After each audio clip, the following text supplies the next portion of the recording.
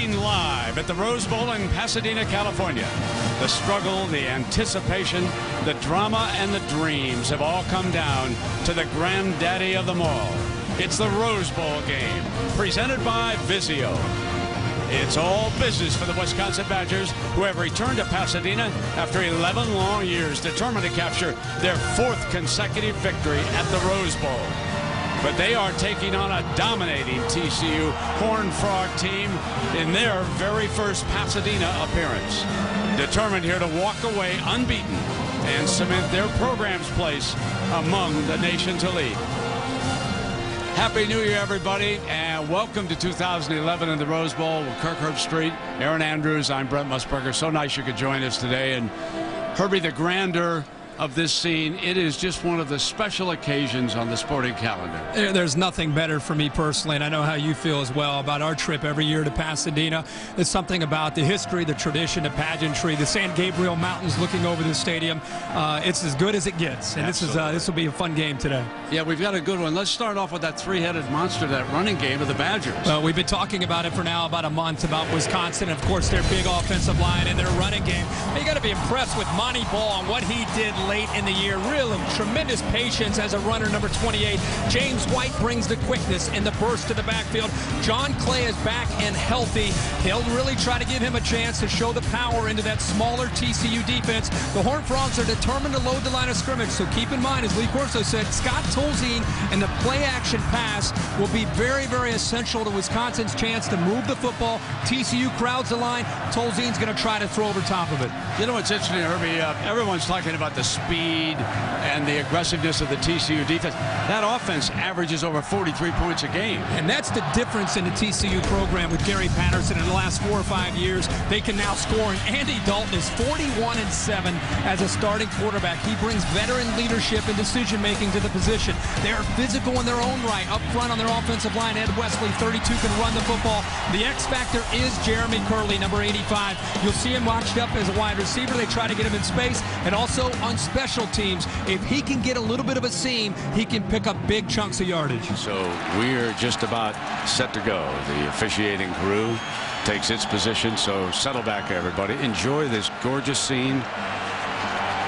And we are ready to go with the 97th Rose Bowl game presented by Vizio.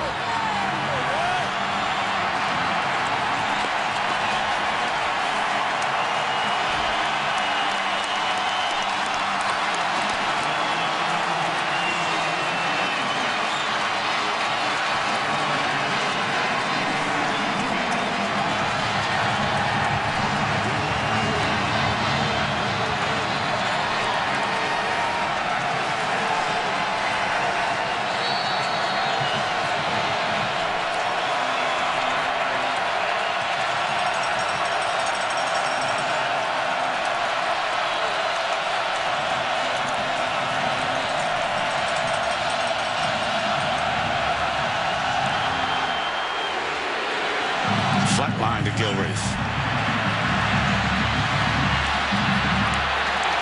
And he returns it to the 31-yard line. And so here comes Scott Tolzien, the Badger quarterback.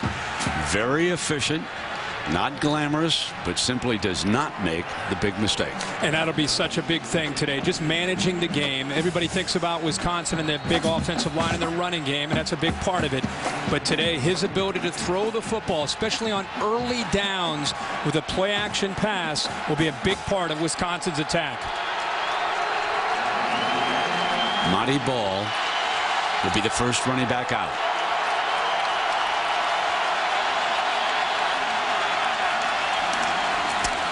First carry for Ball, huge hole, explodes, 40, 35, and across the 30-yard line before he is knocked down. Well, this is what everybody wanted to see. Wisconsin's offensive line. What a great combination block. Kevin Zeitler, number 70, gets up to the linebacker, and Wisconsin picks up where they left off at the end of the regular season with a big effort here by that big offensive line and Monty Ball. A 40-yard run to open the game on the first down. And no, they didn't go to the left side. No. They came back to the right side. Absolutely. Now it's the freshman from Fort Lauderdale, James White, who is the running back. before the play.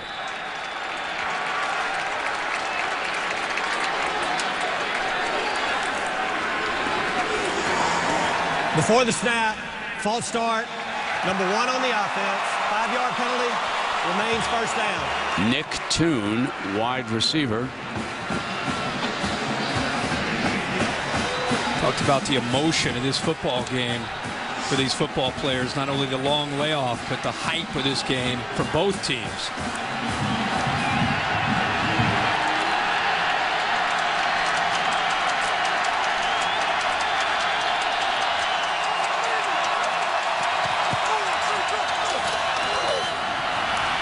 Come with the freshman, bangs across the 30-yard line, and Jason Teague, the defensive back, up to make the stop. Here are your backs and receivers. Now, obviously, we've already seen 2 of the 3 backs. Nick Toon, guilty of the infraction. Watch for number 84, Lance Kendricks, and there is that offensive line.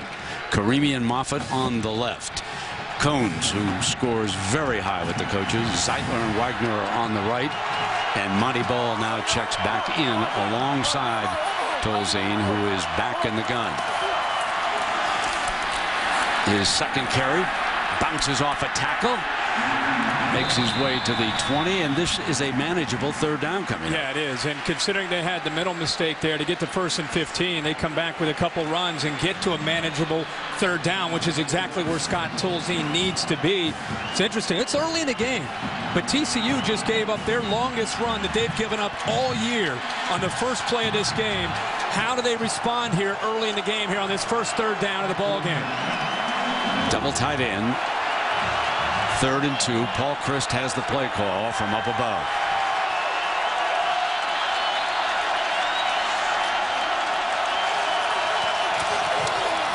From the power set. Another first down. And Monty Ball looking very efficient before Tanner Brock can bring him down. They've got 9 guys up close to the line of scrimmage. This is the block that we see a lot. Wisconsin brings their linemen around. It's about the 2nd or 3rd time that the first man there that's been there in position to make a tackle has not been able to secure the tackle, and Ball and White both have been able to extend the play for another 3 or 4 yards. Now, Ball is over 900 yards on the season with those 2 carries. Ewing is set in front of it. Here comes Ball. He is tripped up with a beautiful tackle by T.J. Johnson. His 38th start as a Horned Frog. He's out of Garland, Texas. He forced 6 turnovers this year, and he's a flat good one. Did you see how he got underneath the block of Kendricks? He beat Kendricks to the point of attack. We heard that all week from TCU. Here comes Kendricks. He goes right underneath it and still was able to not only avoid the block of Kendricks, who's one of the best blocking tight ends around, but also secures the tackle. That was a great play there by Johnson. White's turn. We have not seen John Clay. They keep it on the ground to the 13-yard line, and Jones, another of the defensive backs, coming up to make the stop. So this is an interesting third down here, Herbie. This could be Tolzien putting it up for the first time. It's an interesting play selection by Paul Christ to move this ball down the field. They've not attempted a pass yet, and Paul Christ, much like the Ohio State game that you and I had, they just rolled up their sleeves early in that game and tried to drive the ball down the field running, but now they're going to see if they can throw against his TCU defense and protect Tolzien.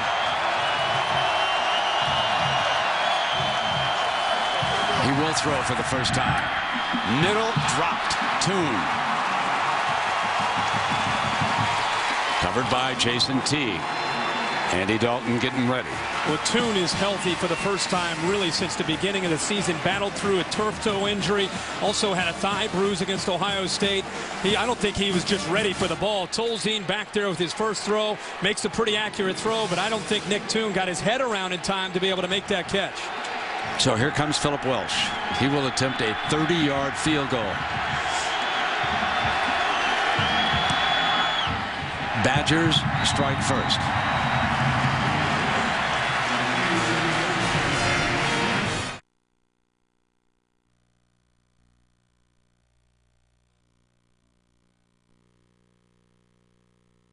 As Kirk Herbstreit pointed out in our opening, Jeremy Curley He will try to give the Horned Frogs field position here, and it'll be interesting to see how the Badgers decide to kick against him.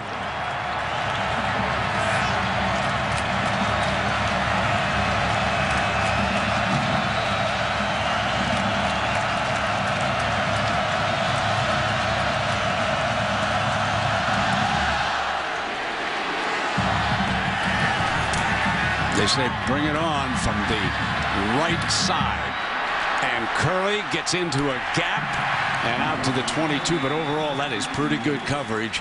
Jacob Pedersen, a tight end, down to make the stop.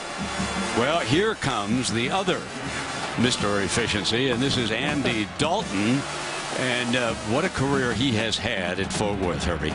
6'3", 220, 41-7 as a 4-year starter for TCU. Very, very intelligent thing he said to us, you know, between the preparation, the experience, I've seen everything that every defense has to offer. That experience will be big tonight with his decision making.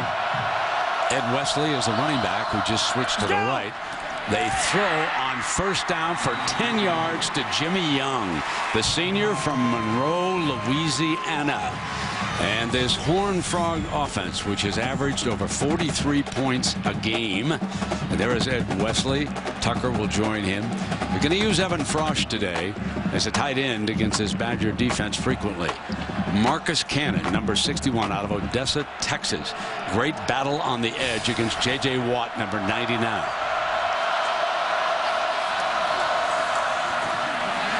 Dalton, an efficient runner, and he makes his way out to the 43-yard line, forcing Henry to make the stop. Yeah, 77 carries on the year, and he does it just enough. J.J. Watt collapses down on the zone read on Ed Wesley, and he's able to pull the ball out, and they call that play just enough, Brent, to keep the defense honest, make them appreciate that, and avoid the defense from collapsing down on the ball carrier at all times.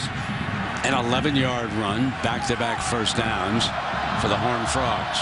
Their first series, 5 wide, empty backfield.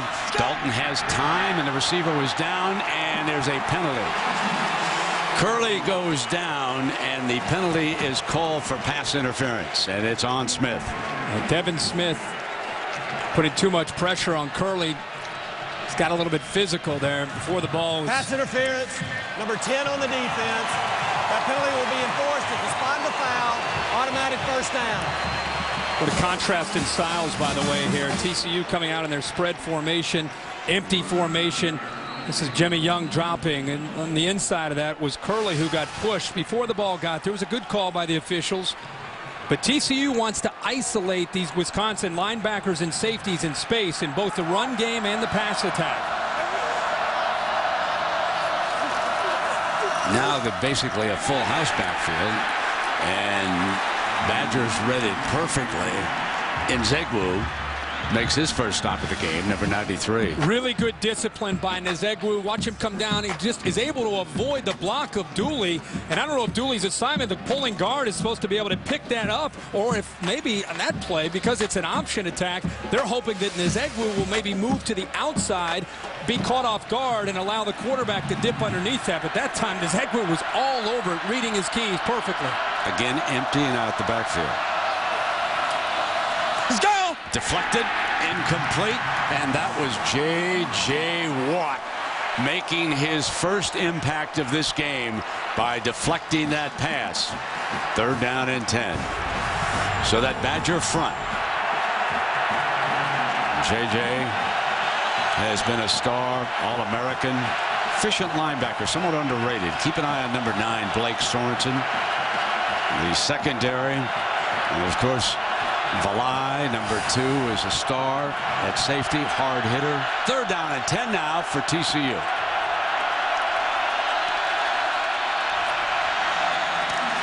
And he throws for a first down to Jimmy Young. That's the second catch of the game for Young, and that picks up another first down. And remember, that was 3rd and long.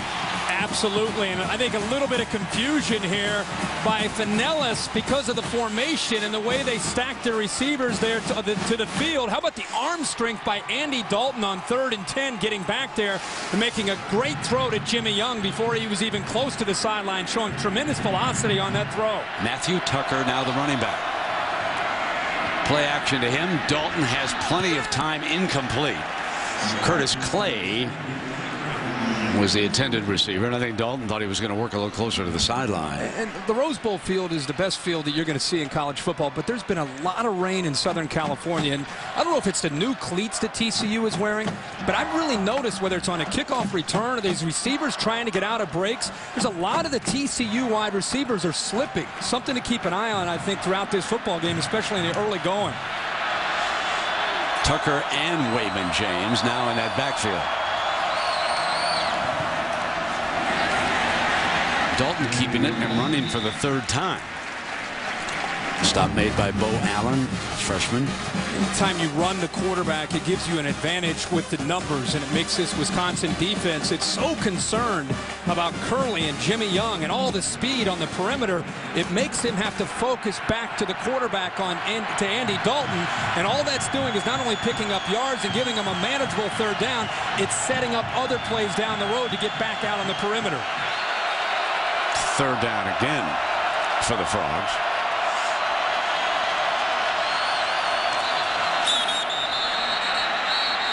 And there is a penalty flag. Watt was pointing the finger at Roth, saying that he was leaning a little bit, but it looked like J.J. Watt, whether he's pulled off or not, it's going to come down to either. Before the snap, false start, number 70 on the offense, 5-yard penalty. Remains 3rd down. J.J. Watt. Yeah, J.J. Watt as he went around him. Top of the screen, 99, a 2-point stance. You see, just because of the respect that he has for J.J. Watt, he's trying to get a little bit of a head start to jump out there to help out. Now they've moved J.J. Watt around a little bit. Now he's on the inside over the right guard. So he's played both right, left defensive end. Now he's lined up at tackle, trying to get a rush on Dalton, who throws. Got another first down. Converted on 3rd and 11. And again, it is Jimmy Young who is on his way to a monster here. What a tremendous drive here for Andy Dalton. 2nd time, 3rd down and long. The offensive line's giving him time, and the receivers, if Dalton has time to throw against this secondary and against these linebackers, Dalton's going to make him pay for it. That time, Watt got up again, almost knocked the ball down, but Dalton finds his man downfield. Ball is at the Badger 26.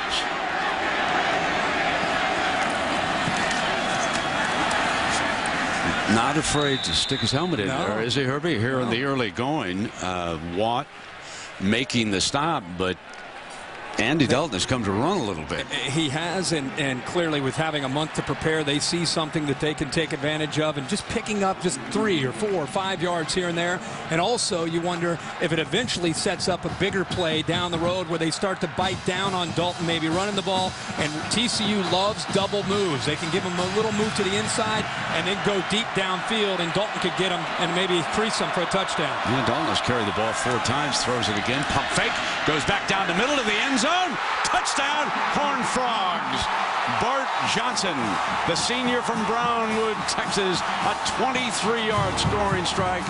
And there it was set up by what he was doing, just as you called. The double move is something that TCU has had such great success with. The biggest game of the year against Utah on the road, they had success and a touchdown a couple times early in that game with double moves. And Dalton, because of his patience, lets the play develop, doesn't give it away, and all the throws that they had underneath, finally they got the safety Aaron Henry to bite up, and they went right behind him. Ross Evans tacks on the extra point.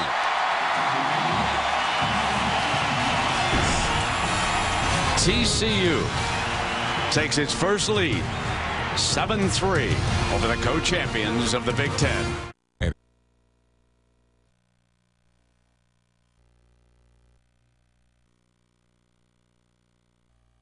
So is the kickoff, fielded on the 6-yard line by Gilreath, looking for an alley. And he is out to the 32. Herbie, let's go back to that score. Well, they had so much success underneath. And here's Jeremy Curley, who's going to come in to kind of show that it's going to be a screen. The guy that they picked on is Aaron Henry coming up to respect that. And then the touchdown gets right behind them. But watch Aaron Henry come in, see that he thinks it's potentially a screen to Curley. And then right behind him, it opens up a nice seam there to Bart Johnson. And the patience that time by Andy Dalton paid off. A 10-play drive, 6 passes. That was textbook that time for Justin Fuente, the co-offensive coordinator for the Horned Frogs, calling the plays. Ball is the tailback. Workhorse here in the early going, and this time he has jumped at the point of attack. So here is this. Some have said undersized, but I want to tell you this. This is a very fast defense. Keep an eye on number 96, Wayne Daniels. He's edge. Remember Jerry Hughes, great rusher. Tank Carter and Tanner Brock, 2 tackling machines at the linebacking spot. And a very tall, rangy group of safeties. They play that base 4-2-5.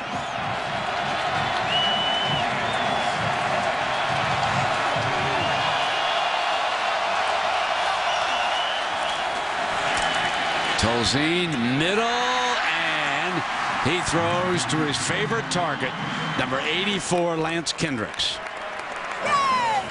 And Kendricks is a guy who they want to try to isolate one-on-one. This is a nice job of giving Tolzien time, but look at, again, another player from TCU slipping, this time to Karen Cuba, who was isolated one-on-one against Kendricks. Kendricks makes a move to the inside. Cuba goes down. Very simple throw for Tolzien, who completed 74% of his passes this year, tops in the country. 14 yards is the gain. And on the first down, here is Ball on a sweep left, and he breaks a tackle. Finally brought down by Greg McCoy. These big offensive linemen trying to get a push. This is the battle we all want to see. The movement from TCU's defensive line. How about the center, Peter Kahns, trying to lead the way? You don't see that very often from a center. The athletic ability to come around and try to help out. He gets there, knocks away 2 TCU defenders, and Ball gets up and picks up more yards. John Clay has just checked in for the first time as the tailback.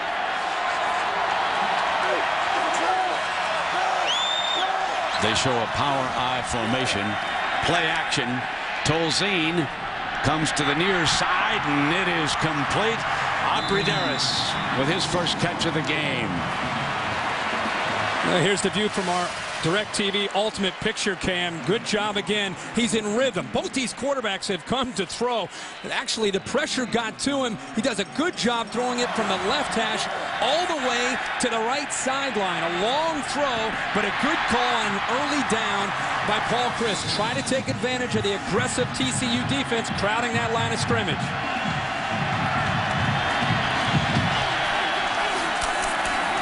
Play action again. Got a man wide open. Down to the 1-yard line they go on the pass to Brady Ewing, the fullback. Another play action here to try to get these defensive backs up close to the line of scrimmage. And what down did it come on? 1st and 10. When you're thinking you got to be ready for Big John Clay, they're going to run the ball. The safeties get out of position, and Ewing, who is known as one of the best blocking fullbacks in the country, showing the hands there, his 8th catch of the year. And how about the shot that Scott Tolzien takes that time from Tank Carter? Now you would expect for sure big number 32 is coming out behind that massive offensive line. Here he is. Touchdown. Wisconsin regains the lead.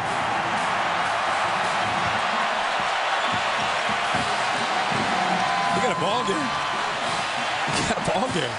It's going to be fun. Not bad, kid. You know it's coming. You just got to be able to make that play. That initial contact, we've seen it in these first couple of drives. The Wisconsin running backs are running through those would-be tacklers, those arm tackles, and getting more yards. And that time, big, powerful John Clay gets it into the end zone. Welsh tacks on the extra point.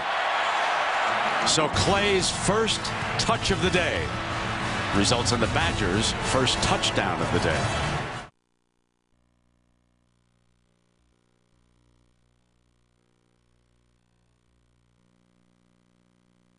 for their extra point. And it did require a little bit of an adjustment. Here we have it. I've seen it in basketball. That? Yeah, have you? Yeah, oh yeah. Put the level up, and now we're set to go.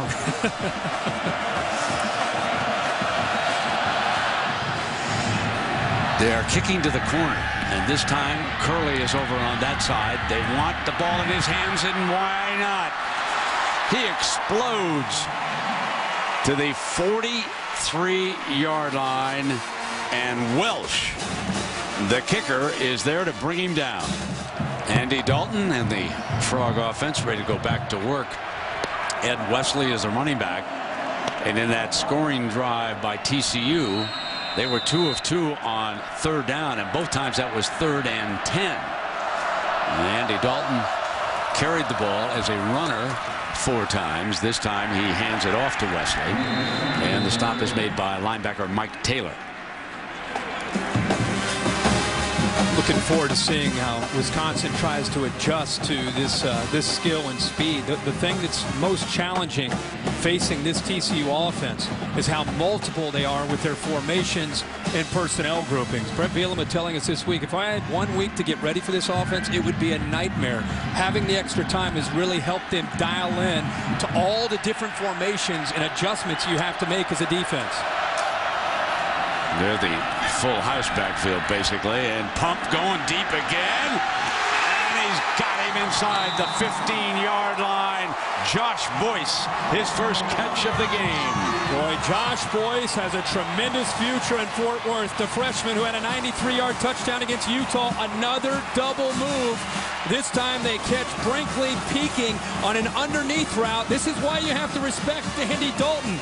This repertoire, he's got a lot of different receivers. He can throw it to anybody, and you have to respect the underneath game, and then they'll give you the pump fake, and they'll get downfield in a hurry. 44 yards, and the Horned Frogs empty out the backfield here on a 1st down, and Dalton's 5th carry of the game.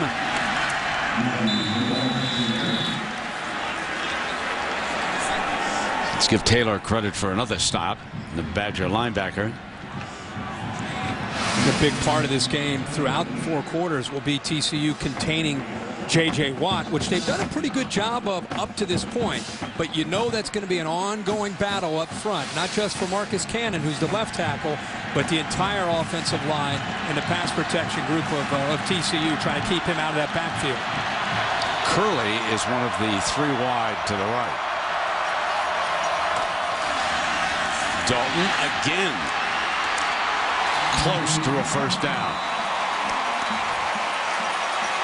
Designed quarterback draw. This is a big part of this game plan right now for TCU. Waiting just a beat or 2 and then just following the big center, Jake Kirkpatrick, and also the running back, Ed Wesley. And so far, Andy Dalton not just hurting the Badgers through the air, but also running the football 6 times for 27 yards. 3rd down. And note it's not 3rd and goal. They can still get a 1st down here. Here comes Dalton again for the end zone. Touchdown, TCU.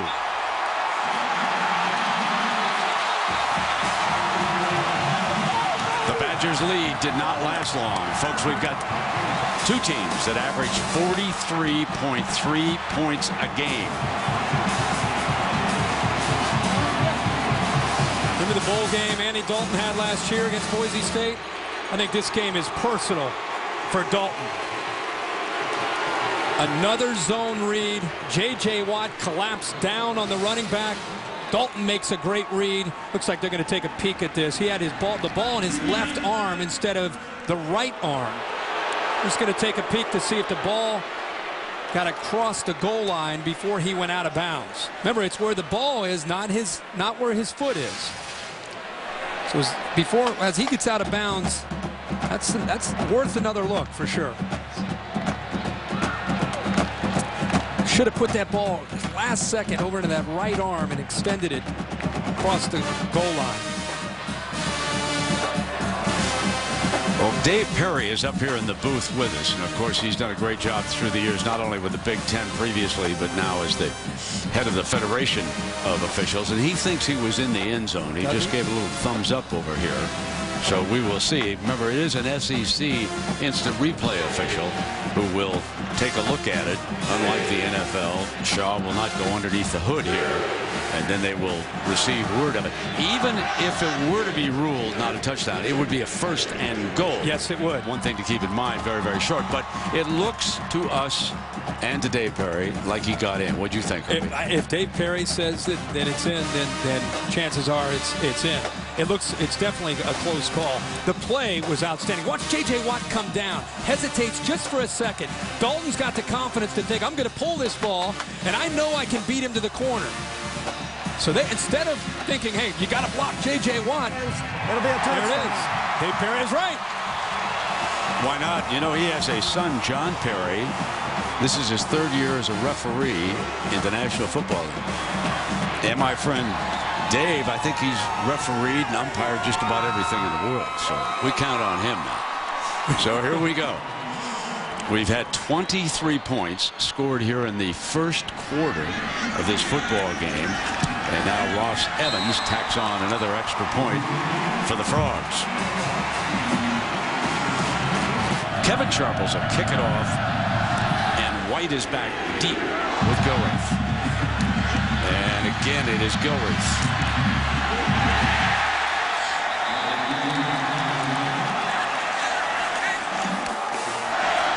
Monty Ball back in the backfield here for Tolzien. And here they come behind that massive offensive line, and you just get the feeling that the first team that can discover a stop defense is going to get the upper hand. Yeah. So far we haven't seen it. We've not, and it makes you really think about turnover. Who the big turnovers in this game, and who ends up winning the turnover margin to give their own offense another opportunity to attack the other defense also could be a big factor before this game's said and done. But these offenses got after it in the first quarter. And that was Boyce, the young man who set up that TCU touchdown, who was receiving attention on the sideline. 14-10. TCU leads Wisconsin in the Rose Bowl. Bounce any checks lately?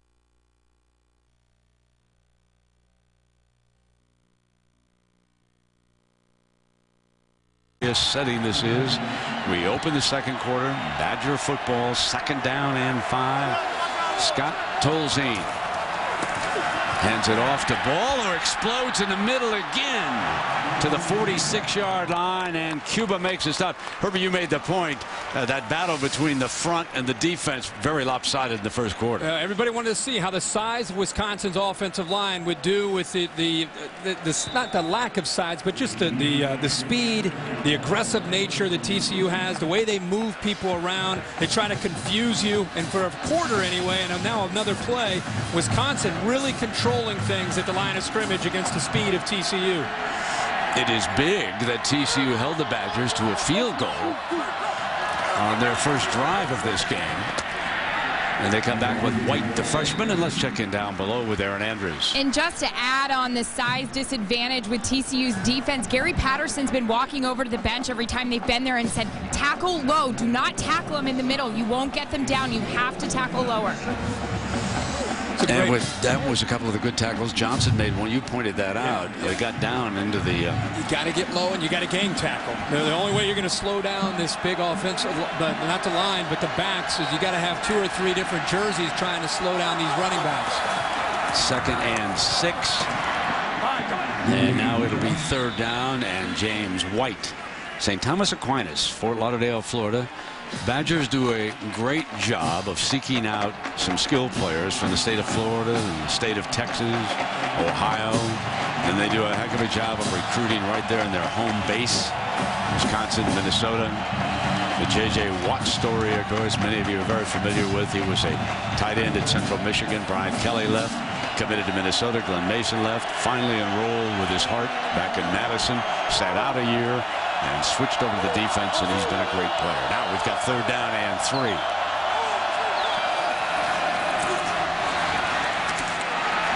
Very close. The front hill for the Frogs against White this time. Looks like they're about a half a yard short. Brett Bielema has an aggressive nature. Remember that call that he made against Iowa to help the Badgers end up beating the Hawkeyes on the road. So you know his nature is to go for it. And the big fella, number 32, is Daddy. He grew up admiring one Jimmy Brown of the Cleveland Browns, and his son wears that familiar number 32 that Brown wore during his Hall of Fame career with the Browns. And let's see if he can hammer like Big Jim. Over the top. First down, Badgers. Actually, pretty good penetration that time by Tanner Brock, the linebacker. 35 is able to slip through there. Hits him low, but the size of Clay, not only does he get through right there, Brock hit him right before the line of scrimmage, but you can see that John Clay, even though he's a big back, pretty nimble on his feet. He got through Brock, landed on his feet, and picked up a few more yards. This is where Wisconsin typically likes to get into their play-action game. They start to sustain a drive, get you thinking about the run, and then they can start to throw the ball. There is the play action. White, the running back, going to throw back. Incomplete, and they had him slipped out of the backfield. And Tolzien would love to have that throw back. Yes, he would. He needed to wait just a little bit longer for White to be able to separate and get downfield. He also had Lance Kendricks on that about another 10 or 15 yards downfield. But like I said, and this is something that TCU, they've talked all week about using their eyes. We know we have to match up physically to the run game, but we have to use our eyes for discipline for Gary Patterson to get back against the play action. That time they left a couple receivers open there on the 1st and 10 play action pass. Marty Ball back on the field. Gets the carry. Huge hole in the middle for 9 yards. I mean, the middle of that. Now, Peter Kahns grades out as high as any offensive lineman. Look at that block by 66. He blew the door off. Kahns is one of the top centers around. He's only a sophomore, but see how they get you? They get you on skates and they push you to the sideline. That time, all three. You had a block by Kahns, Moffitt, the left guard, Karimi, who won the outlet. They locked up with their guys and just pushed them to the sideline, and that's how that hole opened up right up into the middle. Marty Ball closing in on 100 yards. He has 96. 10 carries, 40 in 1 carry. Looking for 100, and he's thrown back, but he picked up the first down. Corey Grant making the stop. Well, this is such a mismatch right now. There's such confidence, I think, from Wisconsin and Paul Chryst to play calling. I think it's a matter of, hey, they know that we're going to run.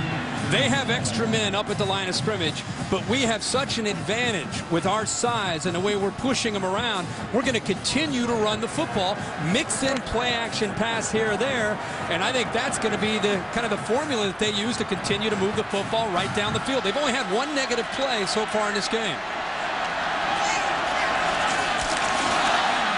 And Tolzien on a busted play. Wayne Daniels throwing him to the ground.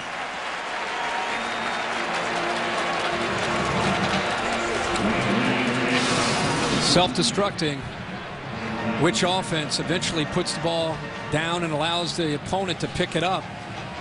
Talked about that could go a long way in determining who wins this game with the way these two offenses are moving up and down the field.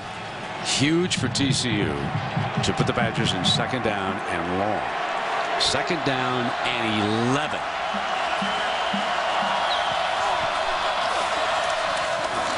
And the handoff to White, the freshman.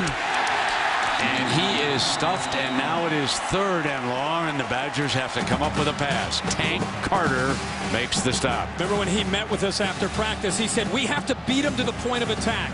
He gets behind the lineman and just uses his speed to be able to chase down White, the ball carrier, who's the fastest back of the Badgers, of the trio that they have. That time, a great job and great instincts there by the junior linebacker.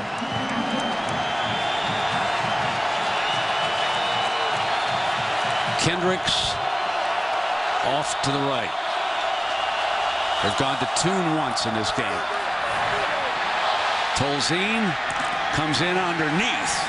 Not a first down throw. Greg McCoy comes up on Anderson. Well, that was just great coverage downfield, and these routes, because it was 3rd and long, took a lot of time. TCU got some pressure, but Scott Tolzien showing that he also can sit in there, picks up enough yards to have a likely field goal attempt that they have a chance to put up some more points here with Philip Welch. He was terrific in the pregame warm-up.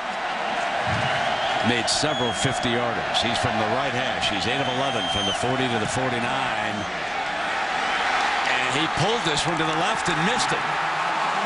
Missed a 39-yard field goal. He was coming up empty in this game on any drive is huge. Yeah, he was 7 of 7 inside 40 yards coming into this game. So the missed field goal, like you said, it's breaking a serve. Now the ball is back to Andy Dalton. Now we'll see if the Badgers can hold at the point of attack.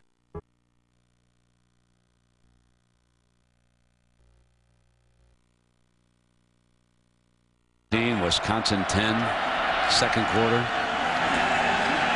Jet into round, and deep goes Dalton, incomplete, and he's lucky it wasn't picked up. Now let's go back to the quarterback versus J.J. Watt. Herbie. Yeah, and this is something that they've shown at times. But look, here's J.J. Watt, one of the premier defensive linemen in the country. How do they plan to attack him? Not blocking him. They've been reading him, making him make a decision. And here he's taking Wesley on an option read. Same thing here on the touchdown. They're not blocking him. Dalton's waiting to see if Watt's going to take the quarterback or the running back. He hesitates just for a second. Dalton uses the speed, enough speed to get into the end zone. So far, 7 carries for 31 yards. On second down, there's a little bit of a flanker screen to the outside, and Curley's first catch, I believe, of this game. It is indeed. They've gone to Young several times, but they want to get Curley, their game breaker, involved. Anytime you can get the football in his hands, it's a good thing for TCU. That's why he's back on punts and kickoffs. He's just one of those typical players that you see today in these spread formations where they try to get him the football in space, and whatever way they can do that, they feel that they have a chance to pick up big yards. TCU is 3 of 3 on third down. Make it 3 of 4. That is short of the first down. Brent, another TCU player making a cut and going down. I mean, if he doesn't slip, he's got a chance to be able to catch the ball and get upfield. But another TCU player, the reason he's falling is he lost his balance there and did not have a chance at all, but it's a stop nonetheless for Wisconsin's defense. So here's the story, folks. You are looking at a 280-pound punter, Anson Kelton. Looking now take a look at this, huh? He looked like a linebacker or a defensive end. Gilreath, return ace for the Badgers. Fields it on the 25. And out of bounds on that far side. So it was the Badgers' turn to stand up defensively. They did exactly that. They'll have the ball when you come back.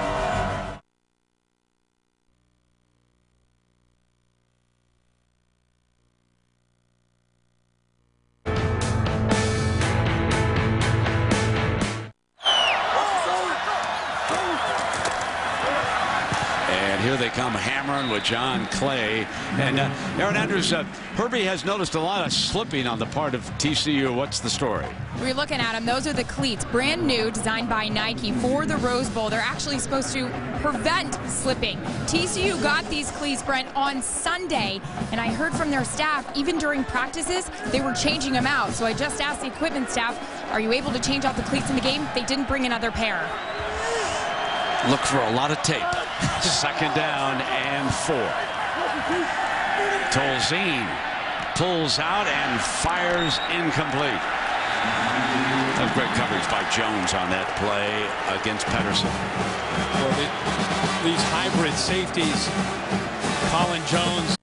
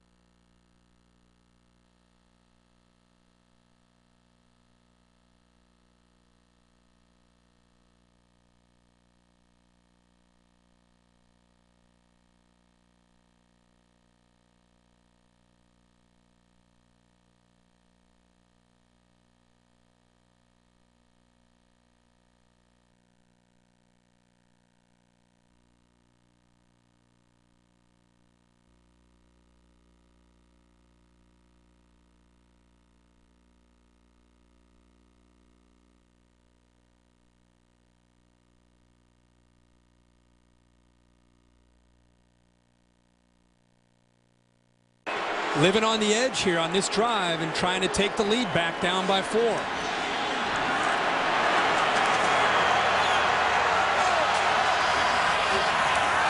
Play action out of the power formation. Tolzien is sacked for the first time today. He is ripped down, and Jones, one of the safeties, coming in.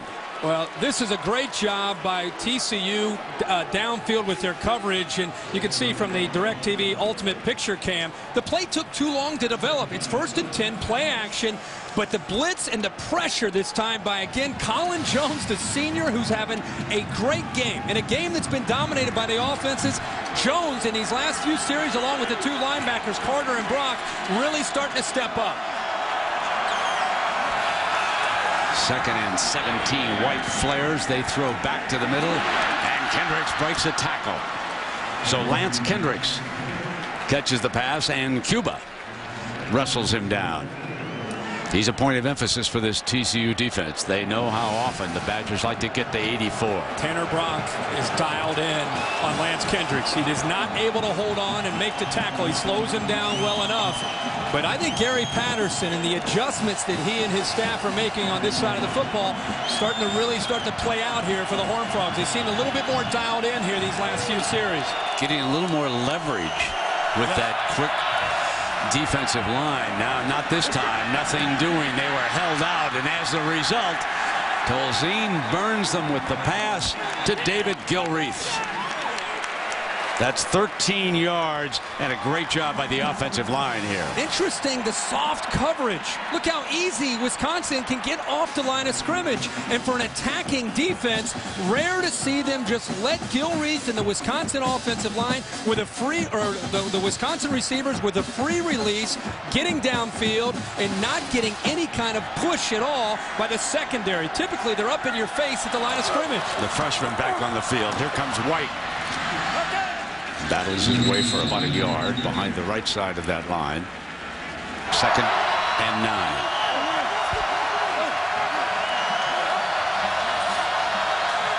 Kendricks is on the right side of the formation.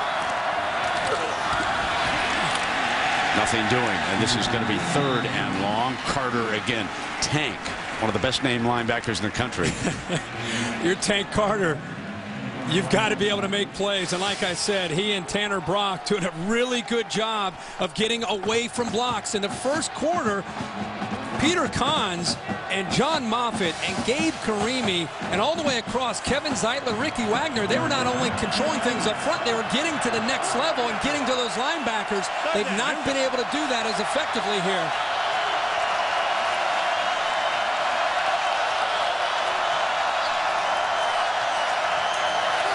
Tolzien has time, snaps it off a little short, got back to Kendricks again, and that was defended by TJ Johnson. Well, if he was willing to go on 4th and 9, he will go on 4th and inches. Great effort here. Well, this is 2 of the best players on the field going head-to-head. Lance Kendricks against TJ Johnson. Ball is thrown right on the money. Kendricks uses every ounce of his body, including his thighs there, to hold on to that football.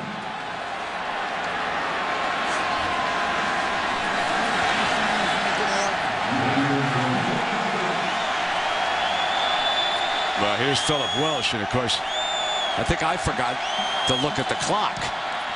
And quickly, Welsh came on the field. And that's exactly why the field goal team came out. Right. I had lost track of the last 30 seconds, and it's a 1-point game. A great Rose Bowl unfolding.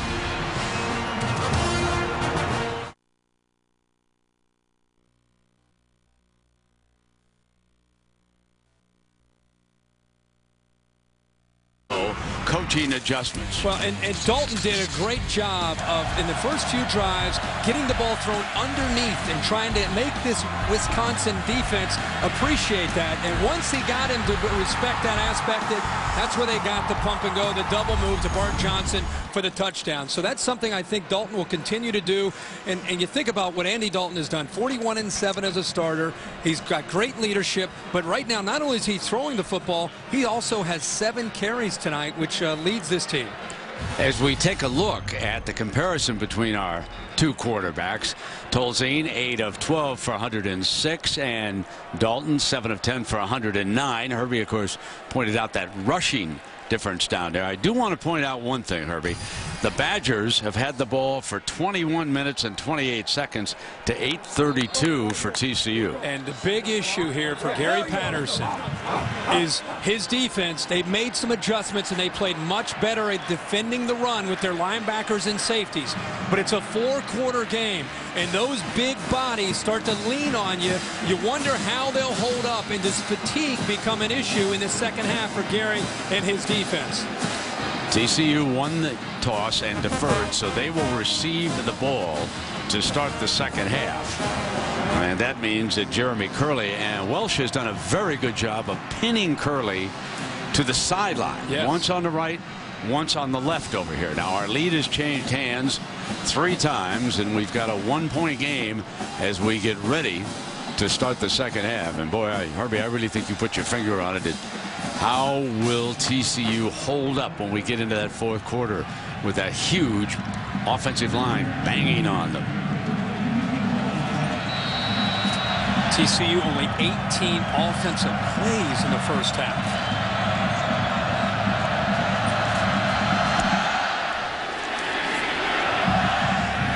Short and away from Curley this time to the outback, and a good decision again.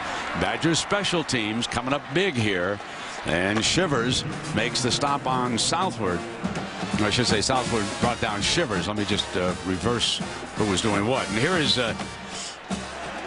the Horned Frogs, 8 yards in the second quarter. And a lot of that had to do with, in 3 plays, Wisconsin controlled the football. Their last 2 drives, Wisconsin had a 12-play drive, which resulted in a missed field goal, and then a 13-play drive to end the half. Of course, they hit the field goal to get it to 14-13, but Andy Dalton hadn't been out there much since the first quarter. And Ed Wesley's carried the ball only once.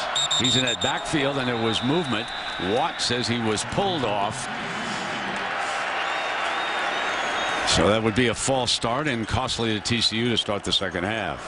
Before the snap, false start, number 84 on the offense, 5-yard penalty, remains first down. Devin Frosch, the tight end. It's exactly how Gary Patterson did not want to start this second half in a 1-point game.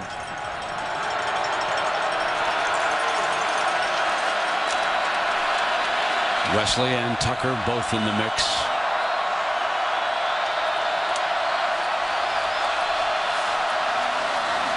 And they give it to Curley. And the Badgers certainly not fooled by that formation or the presence of 85 in that backfield. Kind of that diamond formation that we've seen pop up here late in the year in college football. TCU, not that they've gone to it a lot, but I don't think they're very confident in running the football in the more traditional way. I think the thing that they feel most comfortable with in running is when they've run Andy Dalton with the zone read. Spread the field. Dalton hit on the release, flutters, and a penalty flag is thrown. Penalty flag is thrown. I believe it was Smith who had the coverage that time. Curley, the intended receiver.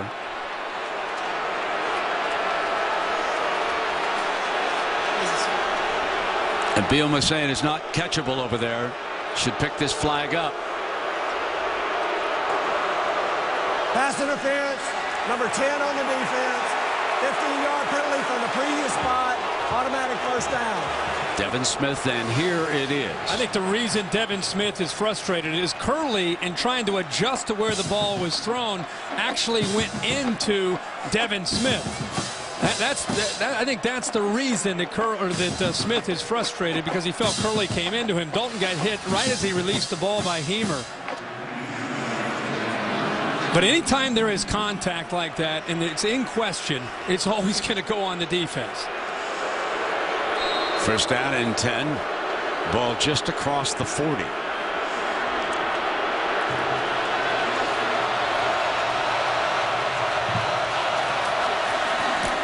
Now they get it to Wesley.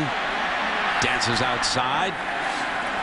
Picks up a couple of yards on that first down. Sorensen making the stop for the Badgers. It's a TCU offense. It prides itself on running the football. Justin Fuente telling us this week, hey, we run the football to win games. We throw to score, but we run the ball. Our identity is our running game. And to think that they only had one carry by the running back in the first half is definitely not like TCU.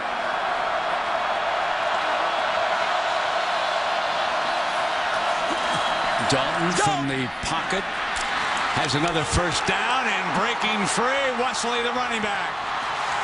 His biggest play of the game, and it comes on a reception, and it sets TCU up with a 33-yard gain. And this is a form of the running game. You get Wesley flanked out, and you get him matched up against a linebacker in space.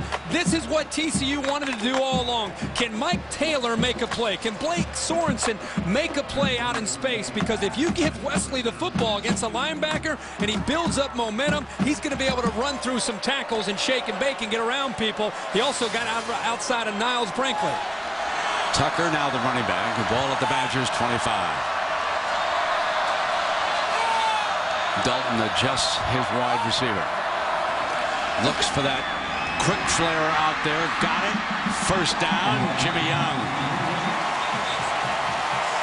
Signaled to him, moved him in a little bit closer, then threw it to him for the first down. Here's the experience of Andy Dalton taking advantage of a soft corner up at the top. He sees that pre-snap. He sees that the corner is way off the line of scrimmage, Pinellas, and he says, this is like pitch and catch. We do this in practice. I'm a 4-year starter. I'll take this, and I'll take an easy first down. First down across the 15. From the pistol. And it is first down and goal as Matthew Tucker busts a play, and TCU could be in business here. This time it's a zone read, and he's reading 93 Nzegwu, and because of the success of Dalton running the ball, this time Nzegwu, 93, there you see him, stays to the outside with the quarterback Andy Dalton, and it opens up the back that time. Matthew Tucker for big yards up the middle. Shivers is the lead fullback for him, and Shivers gets the call and barges on into the end zone. Touchdown, TCU. What a way to start the second half. Remember, they had the false start to go to 1st and 15 on the first play. 6 plays, 71 yards. They mix the run with the pass, and Dalton puts them on the board. Don't forget the pass interference call. Absolutely. They get down inside there, and they give it to the big fella Shivers, who pretty good push. We've been seeing Wisconsin's offensive line get a push. That time the Horned Frogs getting a push. Evans tacks on the extra point. Still a one-possession game. TCU with the lead at the Rose Bowl, presented by Vizio.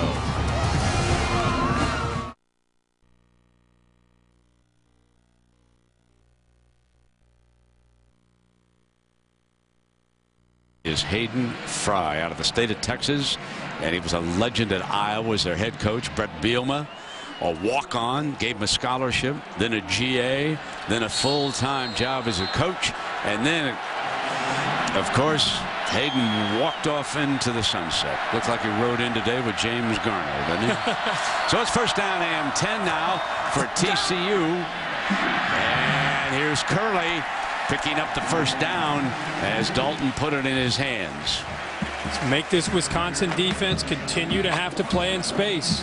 TCU is really doing a good job of mixing up their play calling, and against soft coverage, it's exactly what they want to get Curley the football, because once he makes the catch, he's more dangerous with the football in his hands after the catch, just like he does on punt returns and kick returns. He gets upfield in a hurry for another first down. Boy, Justin Fuente mixing up the play calling, the formations, really just keeping Wisconsin off balance on defense. You can see that they put Curley in that pyramid look in the backfield. Play is stopped before it goes. Herbie Curley has caught 4 passes for 40. Young 5 for 57. Boyce 1 for 44, and Wesley out of the backfield 1 for 33. Before the snap, false start, number 61 on the offense, 5-yard penalty, remains first down. Marcus Cannon, the left tackle. We talked about how would TCU's defense hold up, and would fatigue become an issue in the second half. There has not been any sign of that for Gary Patterson's group. If anything, they seem to be getting stronger on defense. If any defense is having more of an issue with fatigue, it might be Wisconsin. 1st and 15. A little bit behind the receiver and goes incomplete on that particular play. You know, you look at Gary Patterson over there on the sideline. I mean, he works up a sweat before the ball is in the air on the opening kickoff. 50 years old, folks. He's out of Roselle, Kansas. That's a no-stoplight town. And for 2 decades, he was a very lowly paid assistant coach. UC Davis and Cal Lutheran were 2 of his stops. And then he got his opportunity at TCU. Been there 10 years, and he's done a remarkable job with this program. 2nd and 15. Pistol look. Option, Dalton pitches it back to the running back Tucker, and the Badgers jump it. It's an outstanding job by J.J. Watt against the pistol right here. They're going to option him. He's going to slow play it and then eventually make the play after the pitch. It's a great job of playing the quarterback and then coming off of the quarterback and still having the speed out in space to chase down Matthew Tucker and set up this 3rd and long for TCU.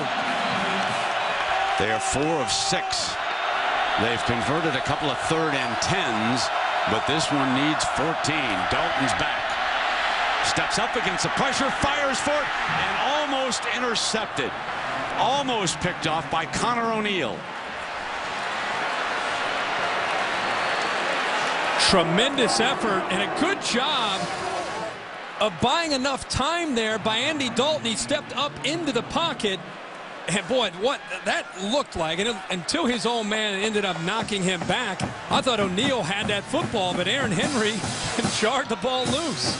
So here's Kelton on to punt again for TCU, and David Gilreath holds the Big Ten career records for kickoff returns, and he's a fine punt return man, but that a fair catch as it's hung in the air, and the Badgers just have not had good field position here in the second half. This time they'll start from the 10.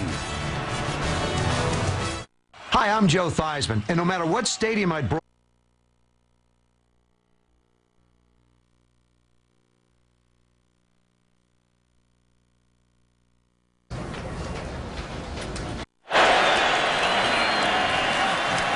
They start to pound now with John Clay. Jones making the stop. So here's the issue in the 4th quarter. Who will be worn down? Right. Who survives here in the 4th quarter? We've got an 8-point game. Give TCU a lot of credit. Hanson Kelton, their punter, with the lead. When they're not scoring, they're pinning Wisconsin deep in their own territory. In fact, these last 3 drives, they started at their 11-yard line, their own 5-yard line, and their own 3-yard line. So it's a challenge for Wisconsin to get back in this game. They got to drive the length of the field. Herbie Lance Kendricks is back, and that was stopped. False start. That'll cost the Badgers 5 yards. About a half dozen penalties against Wisconsin here today. Before the snap, false start, number 74 on the offense, 5-yard penalty. It'll be 2nd down. That's John Moffitt, their outstanding left guard.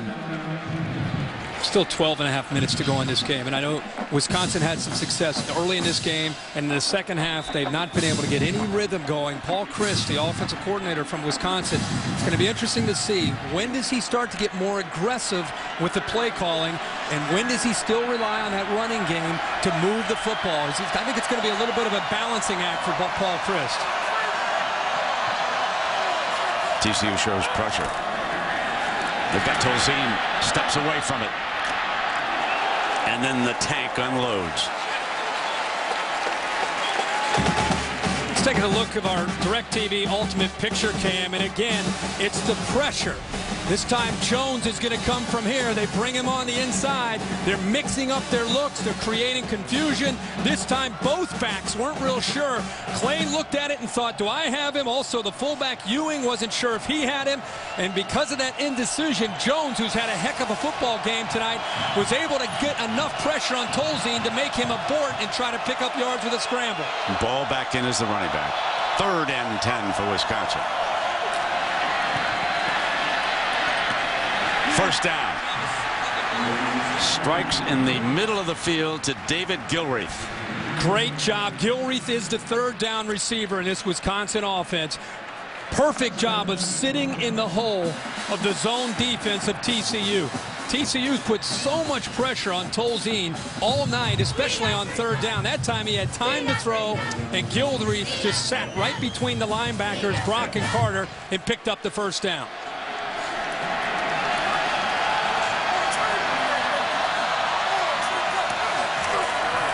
Play action on first down. Going to go deep far sideline, and it's incomplete. McCoy had coverage on Gilreath. The biggest challenge for Tolzien and Wisconsin getting back into this game is they really don't have the vertical pass game.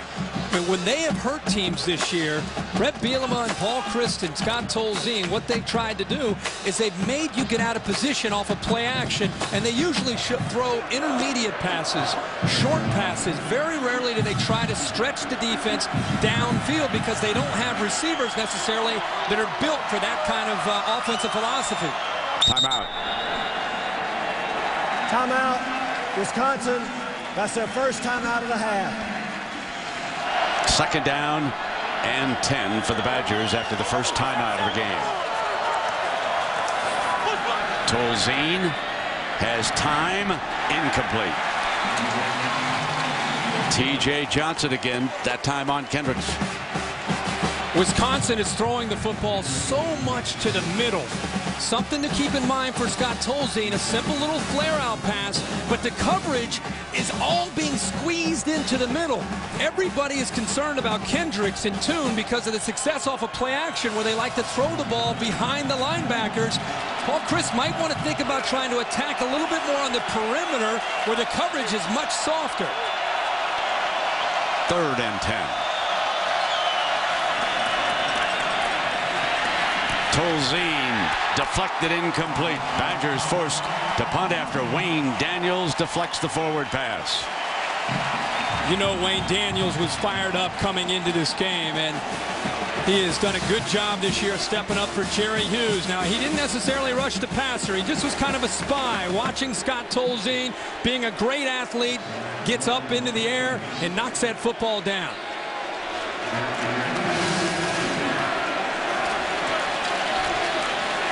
Nortman to punt.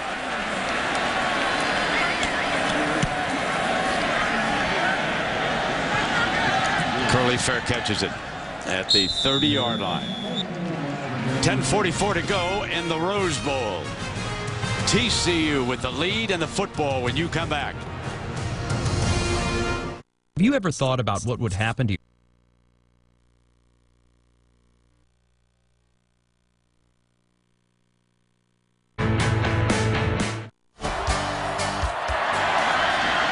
Dalton, sort of a busted play. Tucker is his running back.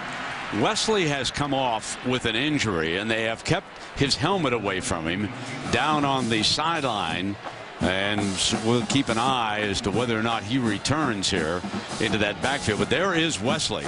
He wanted to go back on the field after he was shaken up. Second down and 13.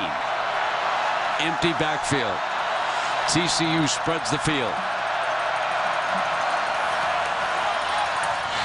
Slip screen, Curley to the 32-yard line, and this will be third down and long. If you're a TCU fan, you're up by 8. They're looking at the clock now, under 10 minutes. You're in the Rose Bowl. There's been so much talk about TCU wanting to prove to the world that they belong in this kind of game. Andy Dalton is the key here in the final 9.5 minutes to go. Continue to manage this game, make good decisions, put his offense in a position, if it's not there, throw it away and punt the football. He's got to continue to manage the football game. James is the running back alongside Dalton. Fires for the first down and moves the chains. And Andy Dalton, the senior quarterback, just an outstanding young man, and Herbie a pretty good thrower. How about J.J. Watt moves from the outside to the inside, and because of Dalton's quick decision, he's able to get rid of the football and be able to, again, find a receiver that's not getting tested at all off the line of scrimmage. Curley and Young both are able to get off the line of scrimmage, get into that soft spot or that zone, and sit down, and Dalton just throws it very simply for the first down. It's still Tucker. It's the pistol. Tucker sort of tiptoed into the middle. Second down coming up. No turnovers tonight so far for TCU. And that goes back to Andy Dalton, the decision making, managing the game, being in control. Who else would you want maybe outside of Kellen Moore or Andrew Luck in all of college football? And Andy Dalton 41-7 as a starting quarterback.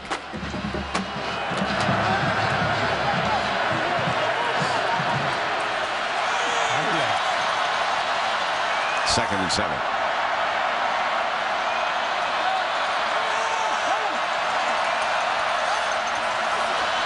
Dalton. Complete and out of bounds. Hicks. Start looking at these third down opportunities for TCU's offense and Wisconsin's defense with the 8-point lead. It's not just trying to get a first down. It's getting a new set of downs. It's affecting field position. It's affecting the clock.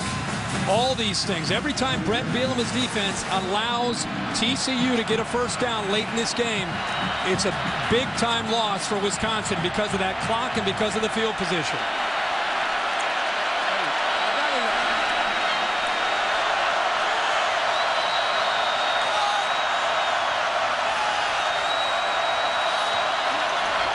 Let's go!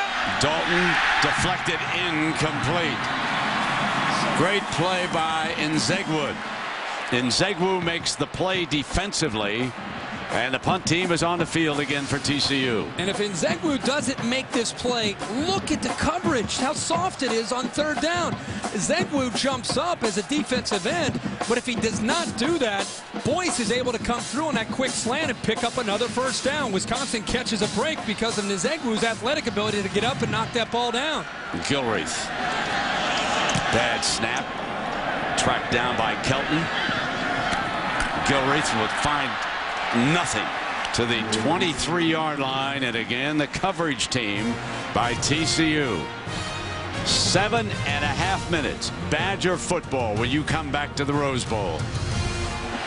Best starting field position this half right now, 23-yard line. Wisconsin 3 possessions this half and 3 punts. John Clay is the running back. Clay for a fine first down and 14 yards before McCoy can wrestle him down. John Moffitt leads the way, the big left guard coming around to be able to pick up a block and get into that traffic, and Clay showing again very nimble on his feet for a guy that's 255 pounds. If he didn't run into his wide receiver Nick Toon, I think the big fella may still be running.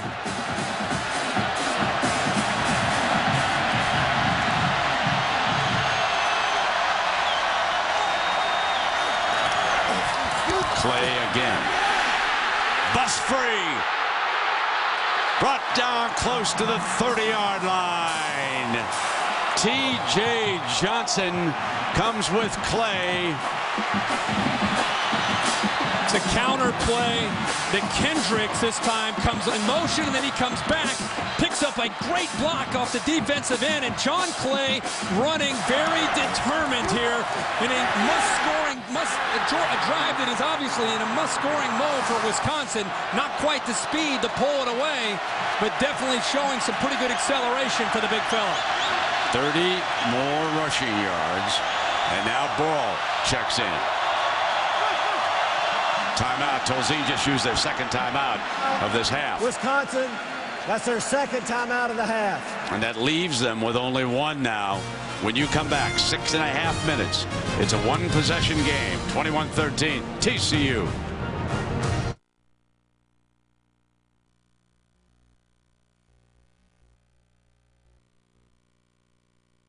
left in the Rose Bowl game presented by Vizio, and Wisconsin mounting its best drive of the second half. They have come with the hammer. Big John Clay and his first 2 plays of this drive for 14 and 30 yards. Now they go back to ball. Toss play to ball. Nothing doing. Jammed up. Daniels is there defensively, number 96. Interesting that Paul Chryst continuing to rely on the strength. This time T.J. Johnson said enough of those last 2 plays. He forces the play back to the inside. How many times has Gary Patterson used a term this week with us? Leverage. This is leverage. Forcing a back to where his defenders are. Don't let him get to the outside where he has room to run. Make him go back to where those black jerseys are. Good job that time by T.J. Johnson. Second down. Badgers keep it on the ground. Hammer with ball to the 30-yard line. This will bring up a 3rd and long, let's call it. Let's call it about 7 yards they're going to need here. Comes down now to Scott Tolzien. The offensive line, the last few 3rd downs have not done a good enough job of giving him time to throw. You've got to think Gary Patterson will get pretty creative here on his 3rd down. Try to get pressure, try to get in the face. And let's see if Tolzien can either find Nick Toon, number 1, or Lance Kendricks isolated one-on-one.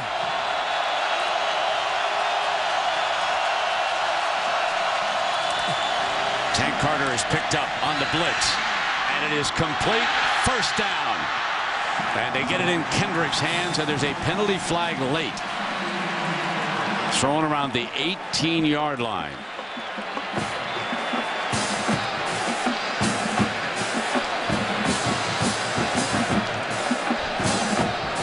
The thing it looked like could have been was possibly a block in the back as Kendricks was being tackled. There was no foul on the play, no block in the back.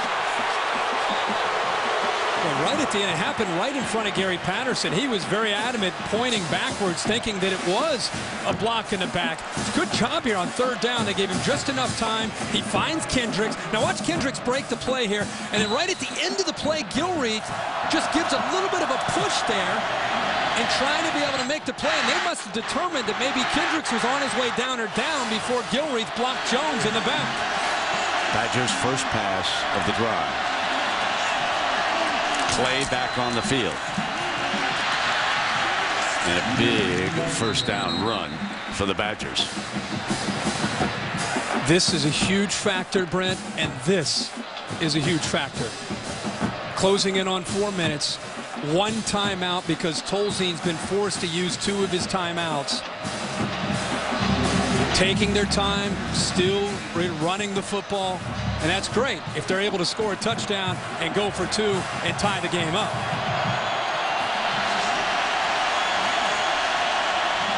Second and 5. Again, Clay.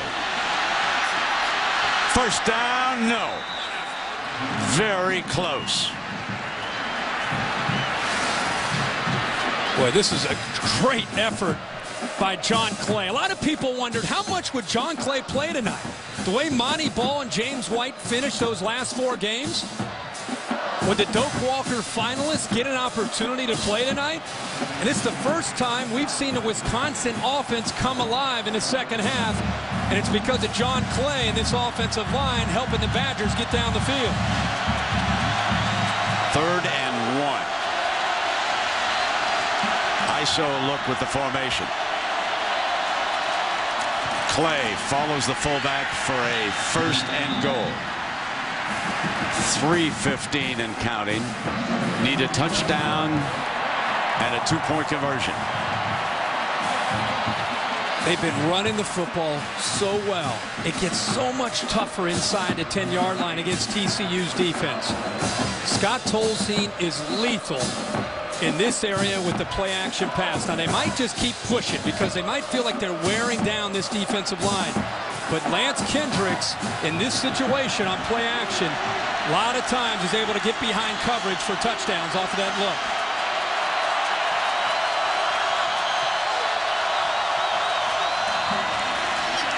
Play across the 5, 2nd and goal. The way this clock continues to move with Wisconsin down to 1 timeout. Got to get into the end zone, obviously.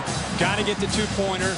Try to get it to overtime. And if they do score and they don't get the 2-pointer, basically it's going to come down to an onside kick.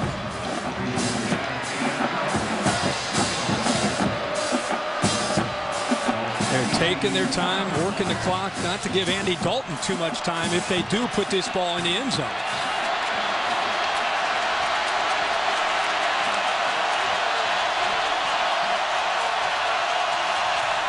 Back with ball.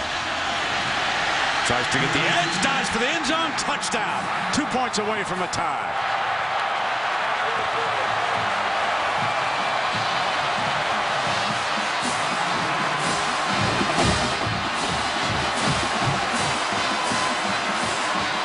John Clay does most of the work, but Monty Ball, again, pretty versatile back, has quickness, but also enough power that time to get through the arm tackles. And that is only the second 10-play scoring drive that TCU's defense has allowed the entire season.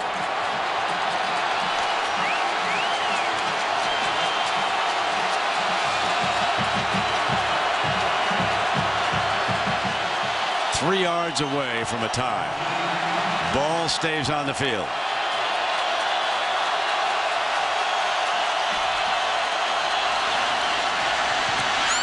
Deflected, and the onside kick is the only hope for the Badgers. Tank Carter makes the play defensively. It's the play of the game. How fitting for Carter, who's had a great season for this Horned Frog defense and a great game, to read the play, realize they're going underneath, jump up, and knock that ball down.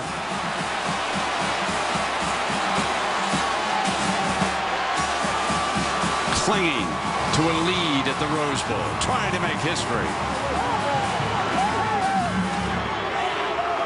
Hi, I'm Joe Theismann, and no matter what's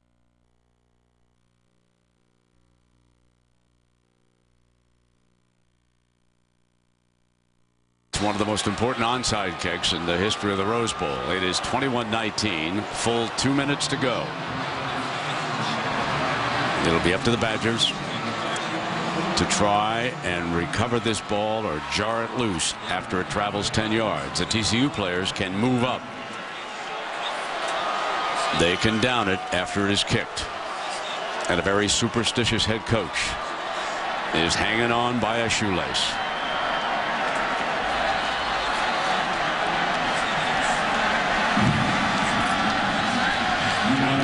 Here we go.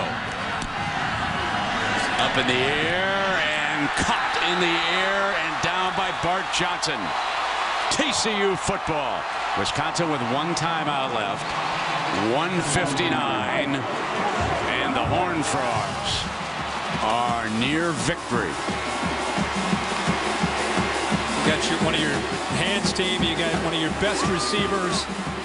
Ball's kicked right to him. Secures that football and possibly secures the victory for TCU. Matthew Tucker, and there is the man who stopped the 2-point conversion. Tank Carter. Ball security. It'll be 2nd down and 10. Brett, let's go back to the 2-pointer, because watch Jacob Pedersen, the tight end, who's right here uncovered, and watch Tank Carter get his hand up and knock that ball down. If he does not make that play, or if Tolzien's able to try to dump it up and over Carter, it's probably a tie game. But great instincts by Tank Carter to go up into the air and knock that ball down, because Jacob Pedersen, the tight end, nobody picked him up. He was all alone.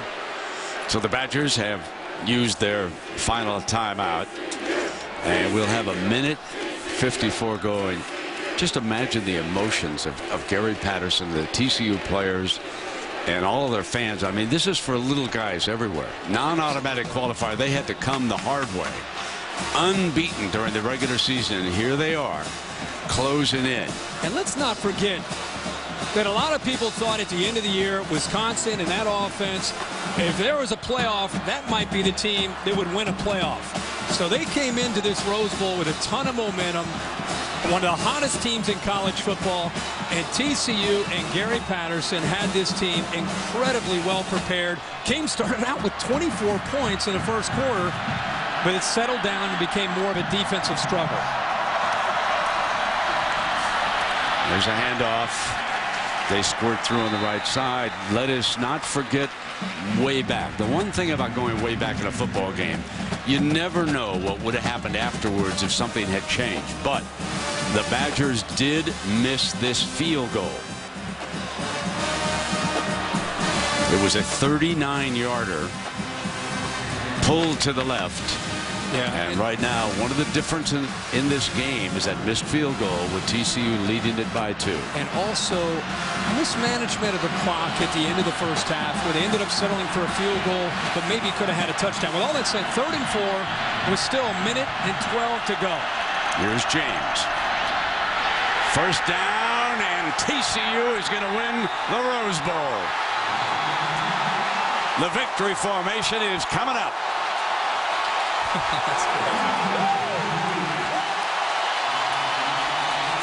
For the little guys everywhere. Gary Patterson and the Frogs, they had an edge to them in their preparation. They're clearing an idiot off the field right now. The umpire in his final game has just run him off. And now they'll get a little more security out onto the field.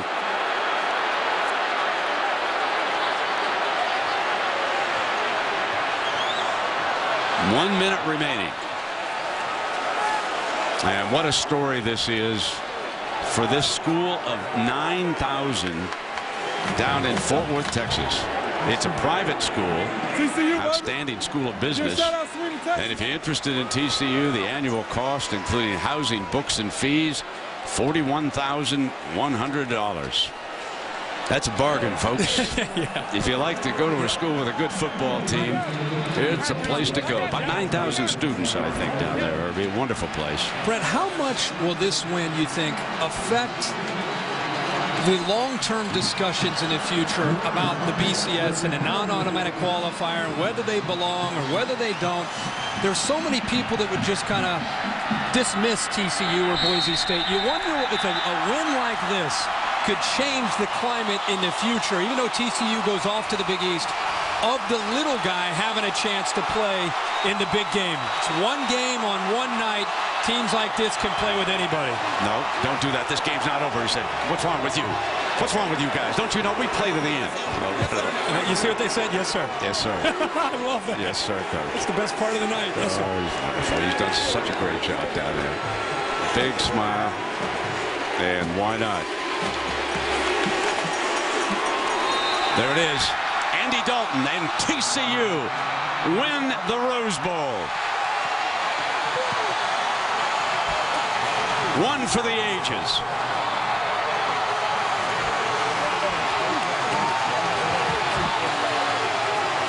A failed two-point conversion is all that kept us from going to overtime. And there's the offensive hero of the game, Andy Dalton.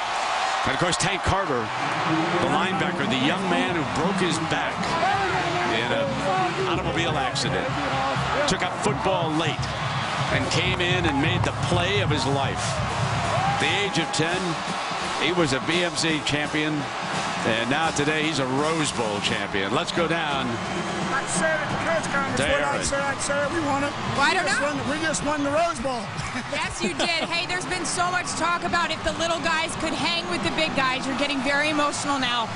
What do you say to all those little guys? I mean, this is for everybody. I got texts from Boise State today.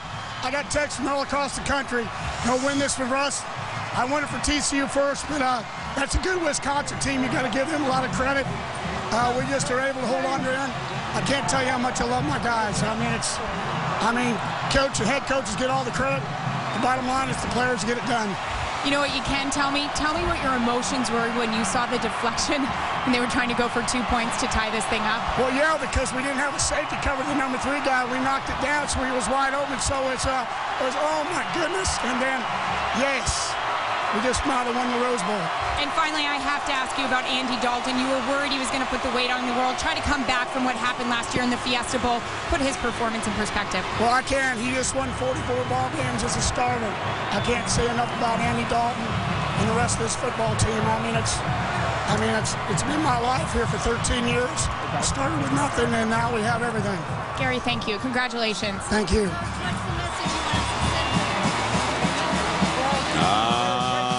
There it is. But the game is over now. And that great speed, they were able to catch him. And now the Rose Bowl trophy will head back to Fort Worth, Texas. The Rose Bowl game.